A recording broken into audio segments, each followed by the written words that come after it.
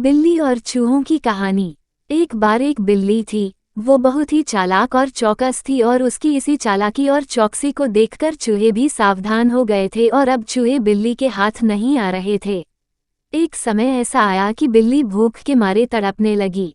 एक भी चूहा उसके हाथ नहीं आता था, क्योंकि वो उसकी आहट सुनते ही तेजी से अपने बिल में छुप जाते थे। भूख से बचने के लिए बिल्ली योजना बनाने लगी।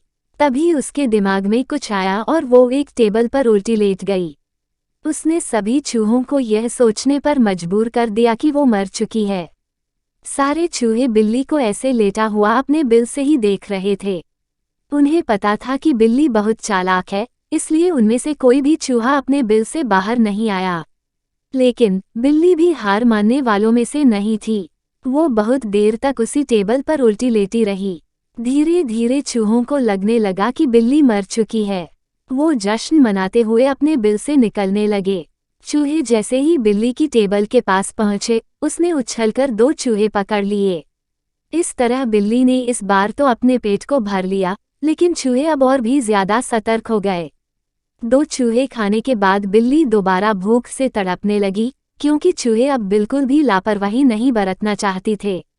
इस बार पेट भरने के लिए एक बार फिर बिल्ली को योजना बनानी थी। लेकिन इस बार छोटी योजना काम नहीं आने वाली थी, इसलिए बिल्ली ने अब खुद को पूरे आटे से ढक लिया।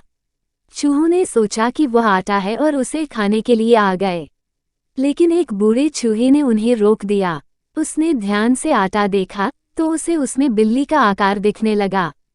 तभी बूढ़े चूहे ने हल्ला मचाना शुरू किया।